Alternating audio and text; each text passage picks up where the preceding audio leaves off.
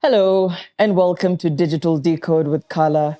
My name is Laura Walubengo, and I am your host for this podcast, where we'll be diving into anything that has to do with technology in Africa. And the aim of this podcast is for us to be able to decode anything that's happening digitally on the continent. As you know, the future of this continent is steeped in technology, and so you better be listening. What we're trying to do here is make sure that you're enlightened and inspired.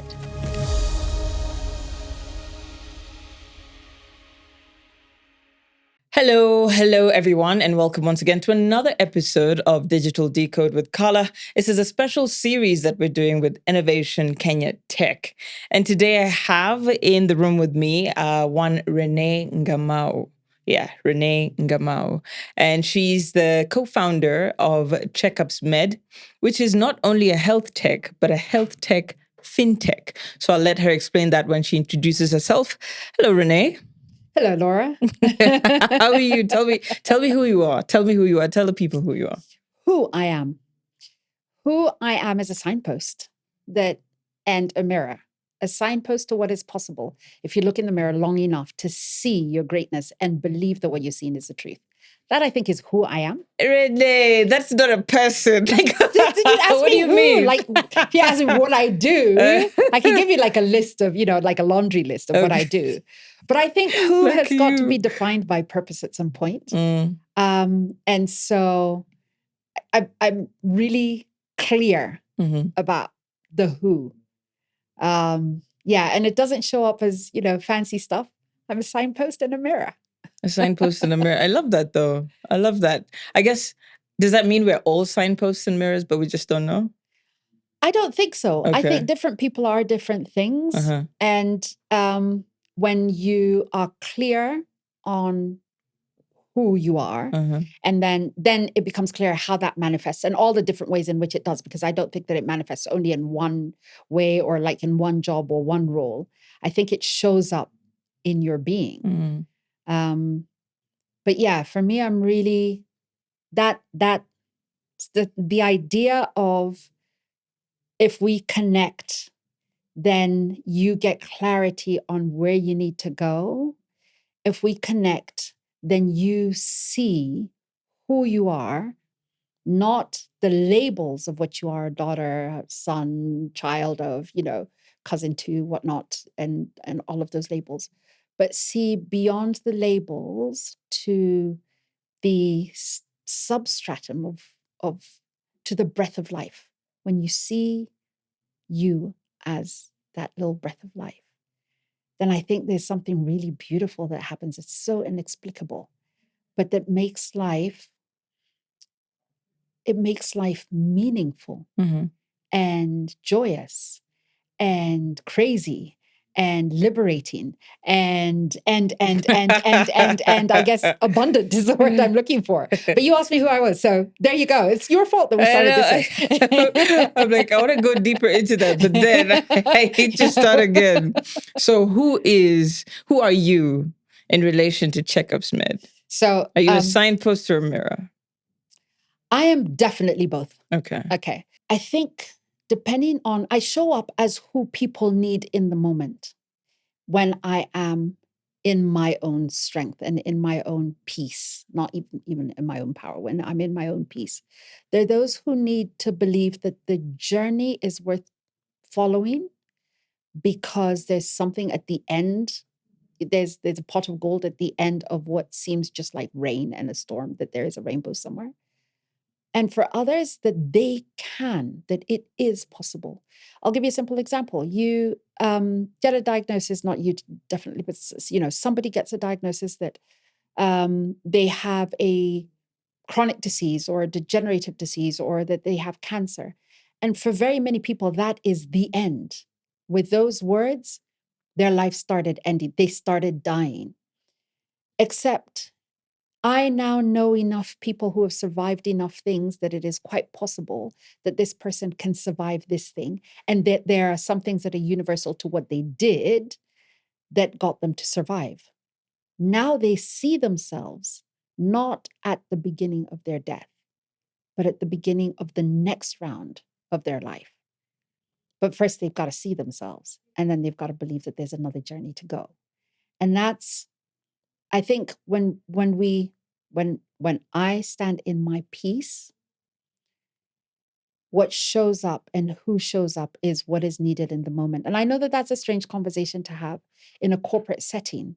Who in a corporate setting talks about, their purpose and fulfilling something that is higher? But I think when we peel back all of these labels that we are, the jobs that we do, the positions that we hold, the reason for all of that is because we are here to advance, evolve, experience, and leave behind something that is greater than the sum total of what we found, that enables humanity to evolve.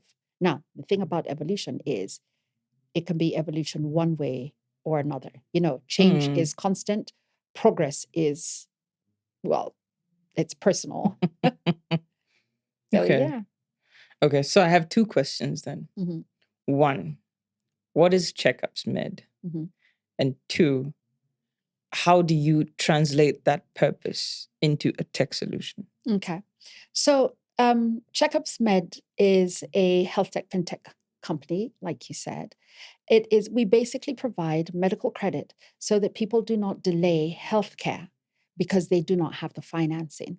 And we've built a huge structure around it that enables us to hold a platform, which we do, called a health benefits platform. So people buy healthcare benefits. For every shilling or a dollar that they pay onto our platform, they get up to 4 times worth of that value that they can use for advanced primary healthcare. So for doctors' consultations, for labs, for diagnostics, for medication, for nurse dispatch to homes, for pain management, for wound management, and we keep evolving and innovating around that. So there's, the next time you ask me, I'll probably have 3 other things on the list. And also to share the healthcare benefits with whoever they want, African style. What does that mean? That you and I both know that today, the idea of kind of traditional insurance, we're not an insurance, but I'm going to just give that as an example. Traditional insurance wants, 2 adults and 2.5 children. It's got to be direct consanguinity, and, parents and children. But we know that in Africa, you're not just responsible for, the children that you have in your house or who are called by you. You're responsible for a whole host of other people. And my house help is sick, that is a me problem. Yeah, true. If her child is sick, that is still a me problem, and my aunt and my, and we know that because whenever someone's ill, well, today they open up WhatsApp groups and, start asking, so how can we put money together so this person can get healthcare? And when it's a singular event, like an accident or a singular surgery, people are willing to give for that. But if it's a chronic ailment or it's something that needs a little bit more support, then after a while, people won't pay for that. Yeah. So where do those in need go? They go to Shylocks. They start selling assets, which means that families are being reduced back to poverty because of a healthcare crisis. Well, what if we could fix that? What would it look like? And that's the question that we asked ourselves. So you can distribute your healthcare benefits to whoever you want. Doesn't matter what age they are, how they are related to you, whether they are related to you. And we will deliver the healthcare services, the advanced primary healthcare services, to them in their homes or institutions, anywhere in Kenya and in Juba in South Sudan, and hopefully in the next year to a third country. That's what we do. That's pretty deep. And I mean, if you look at the regular insurance structure that there is, health insurance structure, there are some caveats. So one of them, and a very big one, is pre-existing conditions. Does CheckUps Med cover you if you have a pre-existing condition? Not only do we cover you, we love you. We really do. We absolutely do. Okay. And I'll tell you why. Because so where we started off as a premise is where do people go when they get a no? What happens to them?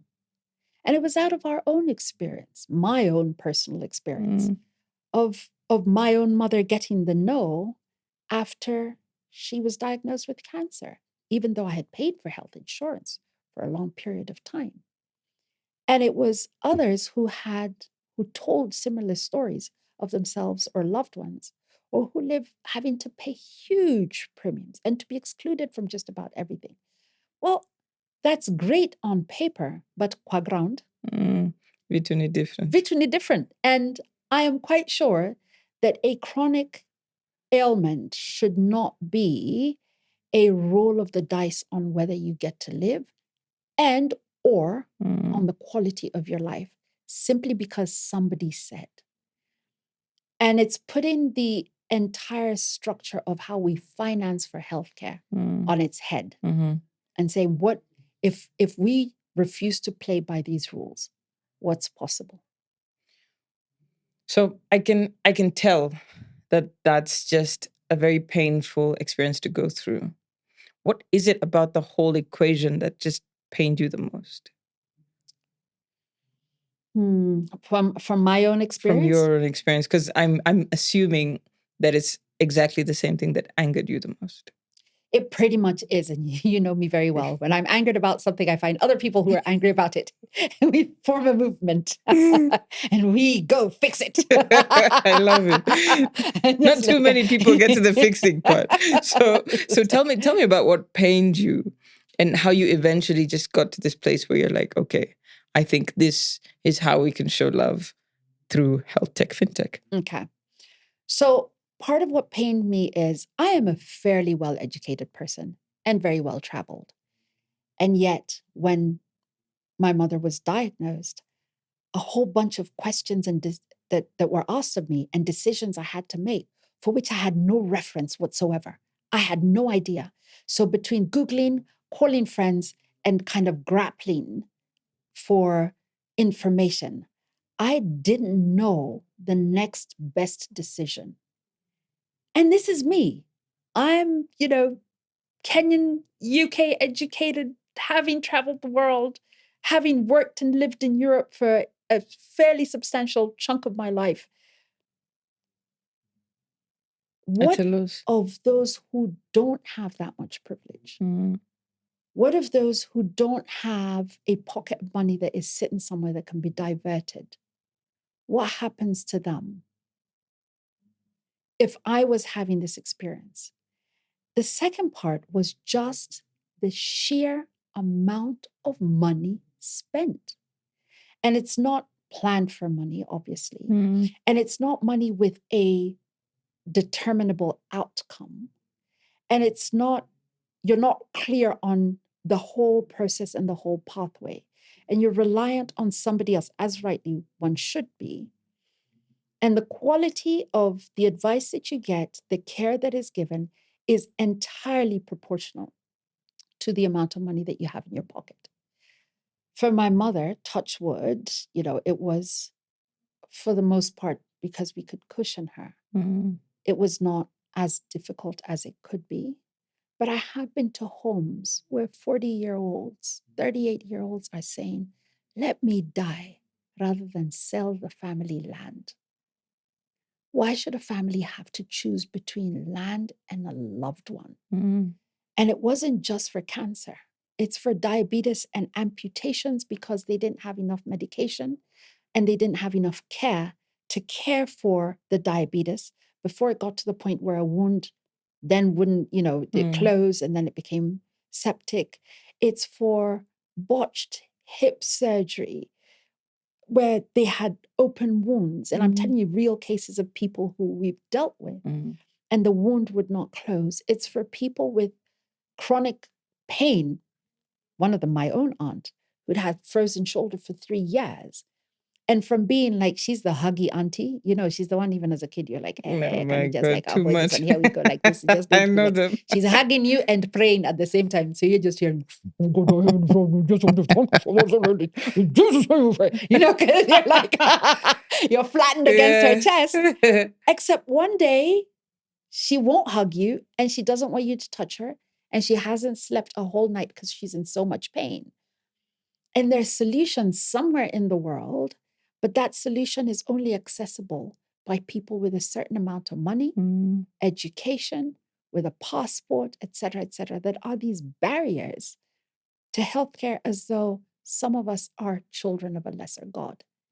And that, I mean, I think I was raised with an acute sense of equity and justice and fairness. And That also because you angered me. practice law. Yes, it helps us. Yes, it's kind of one of the things about, yes, being, although bizarrely, I was actually for a very long time a corporate lawyer in mergers and acquisition, oil and gas, which that's different. Yes, but having just seen that, I just thought it's not right. Someone needs to do something. And at first, I even knew the someone who needs to do the something. That's my co-founder. Shock on you. my co-founder, Dr. Mokalantam. So I'd met him when he was already running like clinics and labs doing COVID work during COVID. And I was like, this is what you should do to resolve my anger at this healthcare problem. And, many conversations later and him saying, you know what, I get it, but I don't get it. Let's do this together. Let's figure it out. You bring the legal and the commercial and the marketing and the operations, and I am going to bring this clinical excellence and a depth of understanding of the insurance industry that not very many medical doctors have, because he'd been working at Blue Cross Blue Shield for 25 years at a very top level, handling about $2.5 billion US for, I think, 25 or 2.5 million subscribers. So he really understands the business. And it's like kind of taking what I had, looking at our environment, understanding it, and we're constant students of our environment, and seeing, okay, how do we create something for the 97% of Africans, 97% of Africans who are excluded from private insurance. 97%, even just saying it, like, isn't it's that like insane? Everybody, Yeah. So who is included? It's like saying this is the 1% who are wealthy and everybody else. So that it's almost like everybody else doesn't have. Yes, and not just that, like everyone else doesn't have a solution. And it's not necessarily like I'm not beating up on the government or anything like that. But in order for any government to provide healthcare, they must be spending over 17% of the GDP on healthcare.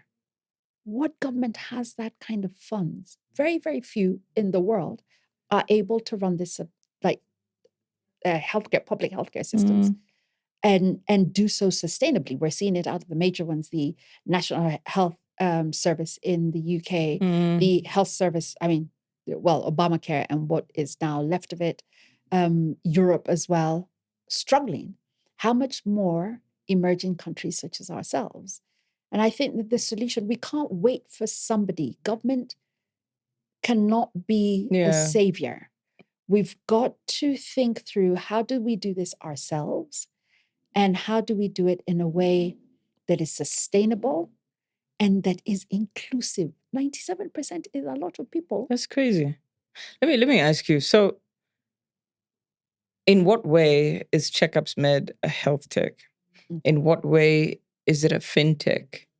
And looking at the model that you're trying to adopt, fine, you've had Dr. Moka working, what did you call it? Blue Cross Blue Shield. Blue Cross Blue Shield. Africa has its own challenges. So the health tech.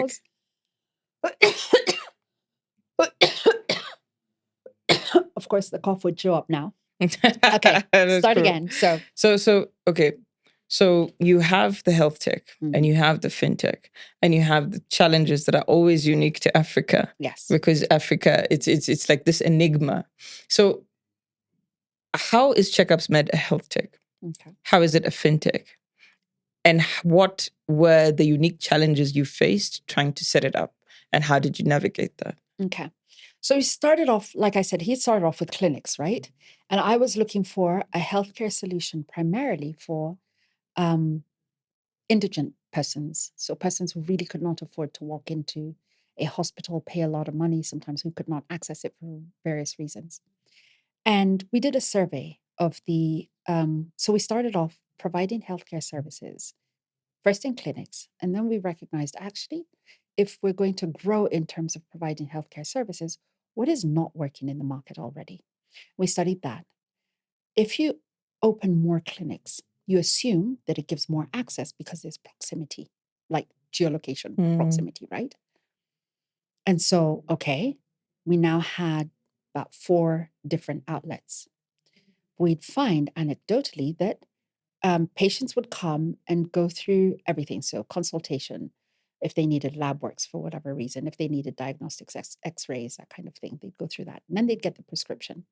And very often it would be, can I get for 2 days and then I'll be right back? Or hold the prescription, I'm going to come back. Yeah. Let me just get some money. And that occurred enough anecdotally that we asked, okay, what's going on that is not locking, like enabling healthcare to go to its end, to its conclusion, so people can walk home with medication and start taking care of themselves immediately. And what became obvious when we did the survey was for over 82% of our own customers, the response was 82%. That they needed to go and get money. And these were insured. So their insurance would get to a point where they would run out of their insurance cover, or that the cost of the medication was not pre-authorized. So they'd need to go and look for money, and especially for chronic disease patients. And so it became obvious that the opening of more clinics is not directly proportional to serving more persons, especially ensuring that they go home with their medication. The issues of finance one. So, and now we need to introduce financing. So this is the medical credit part. Now we looked around, and banks, MFIs, SACCOs, institutions, etc., will finance you for anything. They will finance you for assets. They will finance you for movable, immovable properties, houses, cars, equipment, furniture. Heck, they will finance you for your travel. They will finance, they will finance you for a whole host of things. You will be stunned that, they'll be at the car yard with, ready to finance you for your next whatever car you're buying. Nobody finances for prescriptions. You can't take a prescription to the bank and ask for money against it, or a healthcare need to travel somewhere and get money against it. On the other hand, banks and MFIs kept responding, and we'd read the surveys and the research, that the greatest singular risk to loan repayment, so loan defaults, early signs of loan defaults, and loan restructuring, is when the key person, who is the person who has taken the loan, or someone proximate to them, falls sick. Then they will negotiate the amount. So now we're like, how do we finance for health? But financing for health is very expensive if you're paying whatever you're paying in the open market. And that's why insurance is expensive. I don't knock it. That model has to be expensive. So it's looking like, okay, how do we then reduce the cost of healthcare? Opening clinics is expensive. When you come to a clinic, you're paying for the overheads, you're paying for the room, you're paying for the receptionist, you're paying for the electricity parking keeps outside, going the up. electricity, the whatever, you're paying for all of that. And that's got to be factored into your bill. That's why you're paying $2,000, $2,500 a consultation, because this has got to be paid for somewhere. Well, what if we remove the structure? What if we just got rid of the structure altogether? What would that do to the cost of financing? And we looked to history. Do you know that before World War II, major hospitals did not exist? If you think about it, even when you watch like period shows, you've got the doctor with a doctor's bag coming to a home. Ding! I know we should all watch more movies. We need a bathtub. We do, don't we? Splash, splash. It's like, okay, if we eliminate overhead, we bring down the cost of the service, But we also learned something else. When you come into my home, you will find out, or you will notice things that you wouldn't have noticed if you hadn't come to my home, which is that I have a bronchial disease that just never goes. I've got this cough that never goes. But I never told you that my flat, my bedroom window opens to the kitchen window of the flat next to mine, and our windows all probably touch. So when they're letting out the smoke, it comes directly into my house. And it's dark and it's dank and it's wet. But I'm never going to remember to tell you that if I come to you. I don't even know that it's contributing. It's just the way things are. But when I come to your home, I'm able to see what else is contributing to the condition that a person has. How can we help them to change that? So then the response is not just one of, one tablet 3 times a day. It is a lot more holistic on what could help them to ameliorate their health generally. And suddenly we were having better outcomes. We were seeing that 60% of our patients within 90 days were lowering their blood pressure, were managing their sugar levels, were more, they were a lot more energetic. They were eating better. They were giving us responses, and sometimes their spouses were giving us responses about how they were sleeping better, etc. And those are the things that inadvertently actually just contribute to what you'd call a chronic disease eventually. Yes, heightened blood pressure for a certain amount of time will get you to condition A. Yeah. But okay, so we have a shortage of doctors. We have a shortage, I think, of nurses. How do you change that model? How does that model work in modern day Kenya? So the bizarre thing is we have a shortage on the one hand, and we have very many unemployed and underemployed nurses and doctors on the other. So I think we don't have a shortage of nurses and doctors. We have a shortage of the thinking, the planning, and the financing that would enable them to be at work.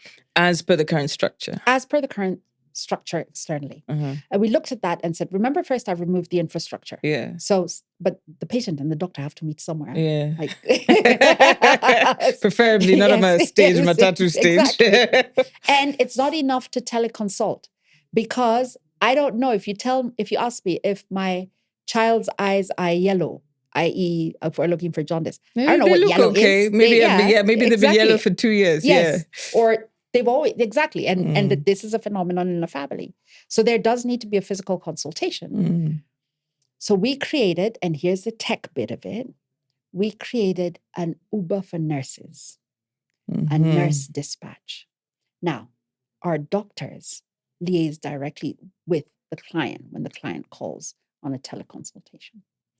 They then instruct the nurse on an app that we have created on exactly what they need the nurse to go and do. The nurse is the doctor's eyes and ears. And invariably it's she. We do have some male doctors, but I will use she because that's what's predominant.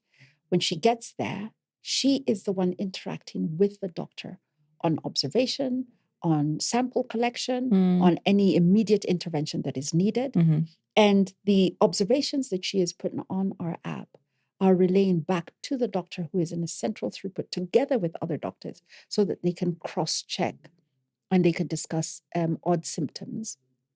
And it's going through quite a bit of AI support, which means that for our doctors, whatever their level of education, they're consistently and constantly being updated.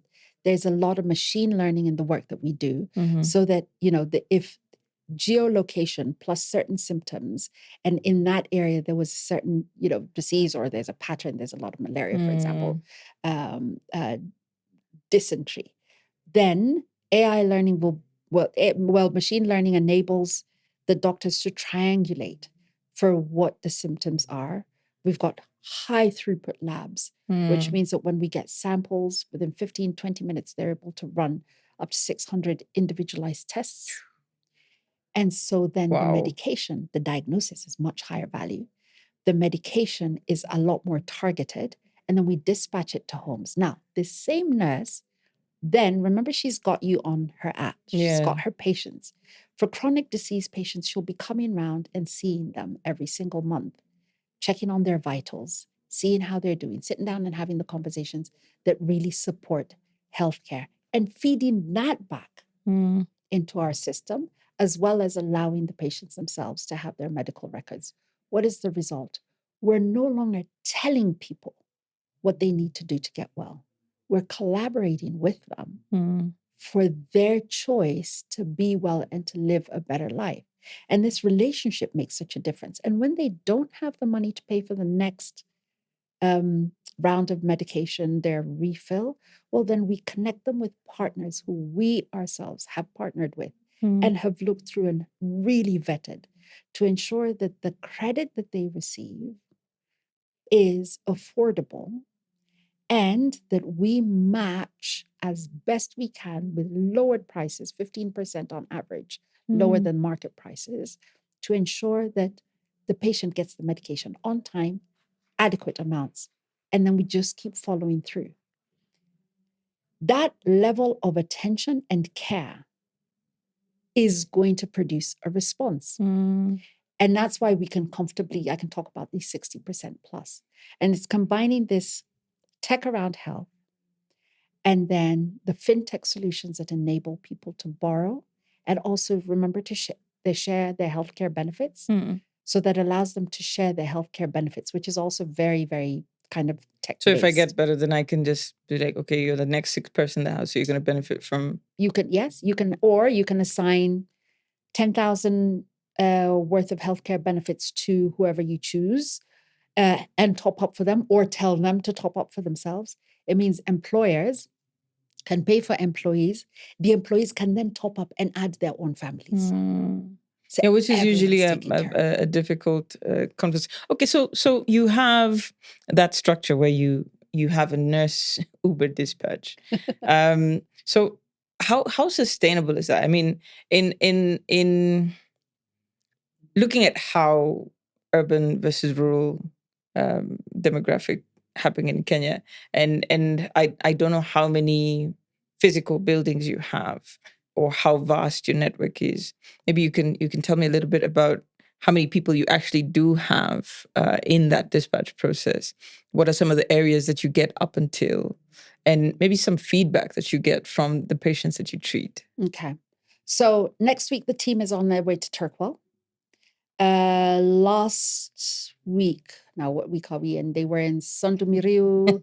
Around the They were just, yes, it's pretty much. January 45th. Yeah. Yes. It's like, yes, it's January 45th today, you know. If there is, so first of all, we do not dispatch from a central location. Okay. It'd be much too costly, number one. Number two, to create those relationships that I'm talking about, then you want someone who is local to the community, understands the culture, preferably from the culture, and who speaks the language. And so we train and equip locally. It means that she knows who was at the pub last night. So there's no story about why you. Yeah. She knows the story. She knows that here all you've been eating are potatoes, you know, and cabbage. So don't ask us about like, oh, you don't know how your blood sugar went up. No. I saw you with buffalo. I'm dead. Okay. And that solves the problem of unemployment without insisting on migration, which is one of the challenges of having good quality professionals that are distributed around the country. The second is that we equip them with what we call a clinic and bag. And it is all of the medication, including IV lines, whatever they need, that if they arrive and find a crisis, that they are able to deal with the crisis. And that's a big investment on our part. And the third is that in terms of payments and for the deduction of their healthcare benefits, they're able to do so. We're working on them being able to deduct healthcare benefits and therefore get paid as nurses simply with a tap and go solution on their phones. Nice. Now, what does that mean for the nurses? It means that if you're a young woman with a young family, you can decide when you're going to turn on your Uber, your nursing app, and see what orders are there for you, similar to if you were driving a cab. And then you can go and address these people or serve them in their homes. But there's also something else. It means that for you to get there, you'll probably be using a boda boda, and so now there's secondary employment Mm. because then that is an extra person who is not on our payroll, who is also being paid. And that's how we're resolving the question of demand and for services. And we are, as long as there are about 100 people in a location, they will get a dedicated nurse that is assigned to them. That's so crazy. So you've mentioned the lab work that you can do, the diagnostics. That's not cheap. That's not cheap. So how were you able to get to that point? Because it started with a money equation, and it still is there. So how did you get there? Okay. So I love that when people say that. So let me ask you, how much would you pay if you were to get a malaria test, for example? How much would you pay conventionally for a malaria test? I don't know. Just and pick a number. Like if you were to walk into name a hospital of choice, how much do you think you would pay? About 3,000-4,000. About 3,000-4,000? Yeah. Okay, fair enough. I could even bring it down to 1,000. I could even bring it down to 500. And it would sound, if I said I will charge you 500, would that be a fair amount for me to charge you? For a I don't know. malaria I test? just started doubting. Yeah. Do you know what the cost of reagents for a malaria test is? Less than 3 shillings. What? So I'm just paying for electricity and You water are paying for this. and cement. And my water tank at home. Oh, And my no. need for my child to go to group of schools. And a lot of the tests are like that. Now, the other thing is the efficiency of testing. And I could talk to you about the tech forever. Oh, my goodness. Because we've been all over the world trying to find the best tech, the most effective reagents, and the fastest way. Now, the other thing you'll pay for is if we can only batch test, that means that I have to run all the malaria tests together and then remove that reagent and then put in another one and then run all of the dysentery tests together like that. Then you're going to need to be paying for this as well. But what if I have a machine, which we do, that can run a battery of individualized tests, 60, 80, 100, 200, 500 at a go? It costs quite a lot in terms of investment. There is no doubt about that. And what I think is that in terms of if we want to provide that quality of healthcare, if anyone wants to, then the first thing is we're going to need to have that kind of an investment. And healthcare, anything that is built to last is not built quickly. There are very few things that are built fast that are built to last. Yeah. And we reckon that we have a solution that can be scaled anywhere in sub-Saharan Africa, not even in Africa, in Asia, in South America. We are cheeky enough to believe ourselves as having come up with a solution we are the Grameen Bank of healthcare. In other words, this introduction of something that enables people to access something they couldn't before. Grameen Bank was microfinancing. CheckUps Medical is healthcare.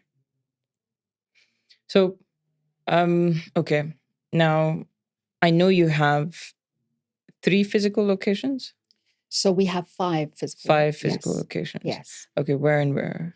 So we are at GA Assurance House. In Nairobi, we're at GA Assurance House, which is on Ralph Bunche Road, in the annex, at the annex.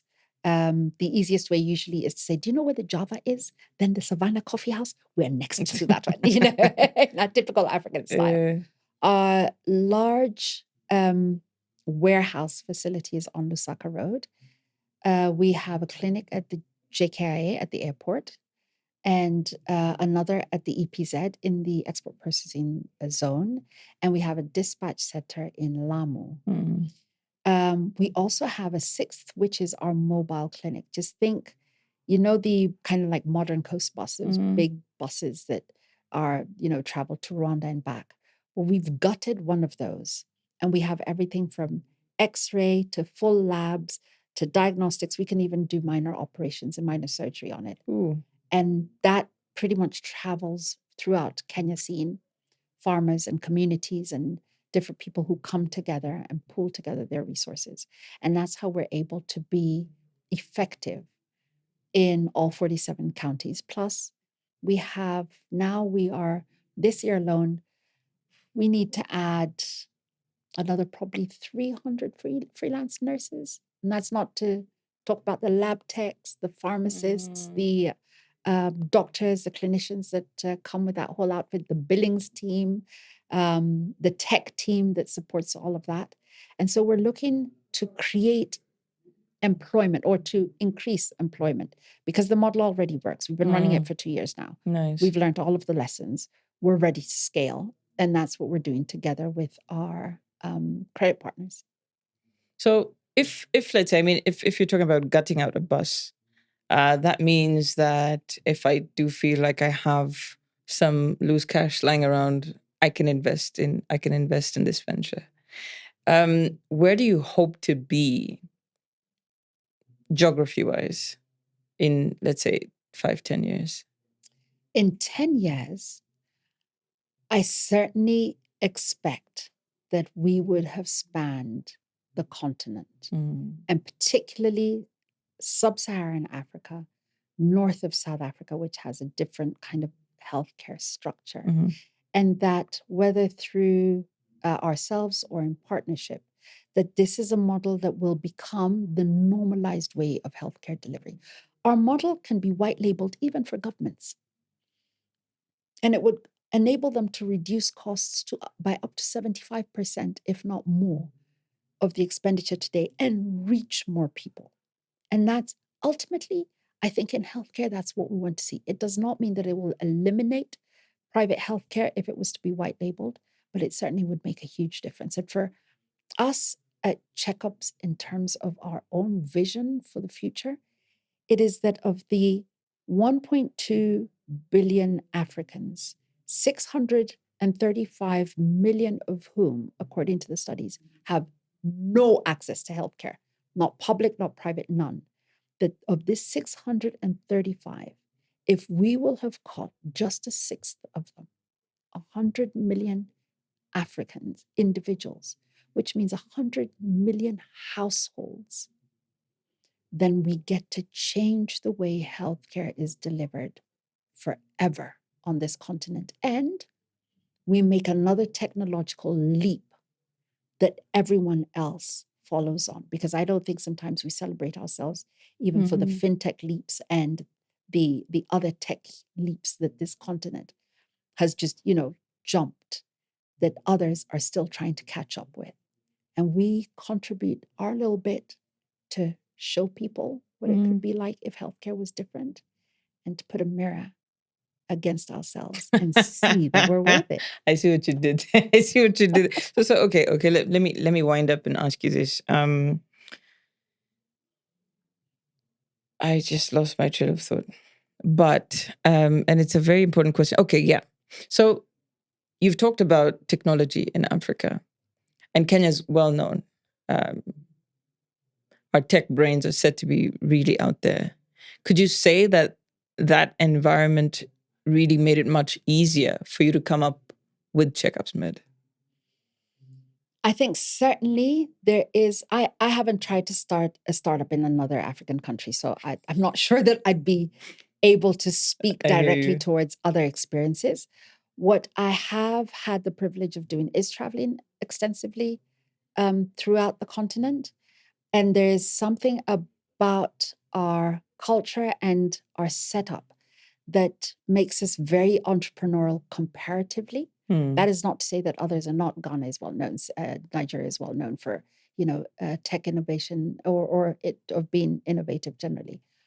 And I think that there's also a regulatory environment here that is relatively more stable without being too overpowering. Now that balance is a delicate one, and sometimes it's not achieved very well. But I think that there aren't very many other countries on this continent where you would have my co-founder, who's Cameroonian, come, settle, start a business, and have to just struggle like other Kenyans. That there isn't a huge difference that is brought on by the fact that he is not originally Kenyan. What I do think that needs to be focused on a lot more is legislation that that enables innovation to grow and that seeks not to restrict or to monetize, but rather to oversee and to regulate. Because when there is a rush to monetize, then especially short-term monetization kills ideas before they were ready to take on that load.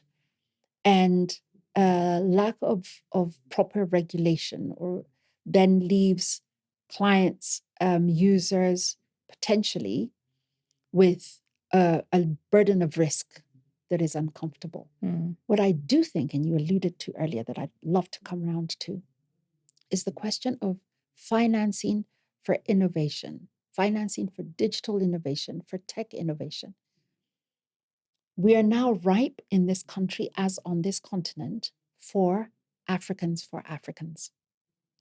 and for a crowdsourcing model that is similar to, crowdsourcing is such a fancy name for Harambe. We've been doing this a long time. It's our grandmothers bringing all the food together because Just not sustainably. Yeah.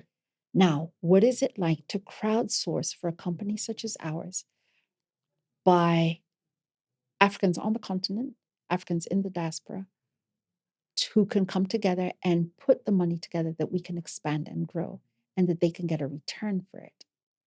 Crowdsourcing is what happened in the 1900s and the late 1800s, even the 17th century, that enabled explorers, that enabled those explorers who then called on people who were coming to extract. Ultimately, that brought around both colonization and slavery, unfortunately, but also that did bring a lot of the technology that celebrates the Industrial Revolution. A lot of it was crowdsourcing.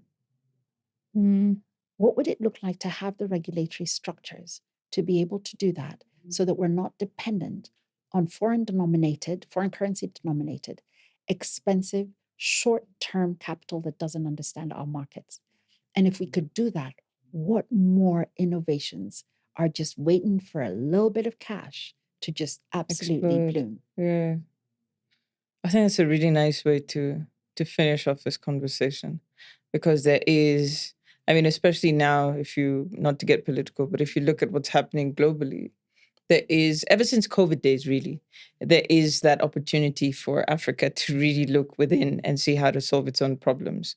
Thank you. Thank you very much, Renee. I think I'm going to go with the fact that if I pay 10,000 shillings for CheckUps Kova, it's called Kova? Yes. CheckUps Kova, then it unlocks 40,000. You don't just need to go with it. Go onto our website. Just go onto our website and just go and where it says enroll now, click on the button, and you get not just the math of the 40,000, you get how it's distributed because it's algorithm based. We're very tech based. So it will tell you how much will go towards consultation, how much towards diagnostics, how much towards labs, how much towards medication. And the good news for us is it doesn't expire. So your healthcare benefits at the end of the year do not disappear into thin air. You just keep utilizing, and you can top up at any time. So if your cash flow is based on daily, weekly, monthly payments, or you want to do a lump sum, yourself out. Get yourself sorted so that you can get health now, even if you need to pay later, because some things can't wait. Or if they do, it's going to cost you. I hear you. You heard that? Enroll now. Thank you. Thank you, Renee. Thank you for your time. Thank you very much for watching. Please make sure you subscribe for more conversations and get to know about some really good tech that's happening out here in Kenya. Thank you. Wish you well.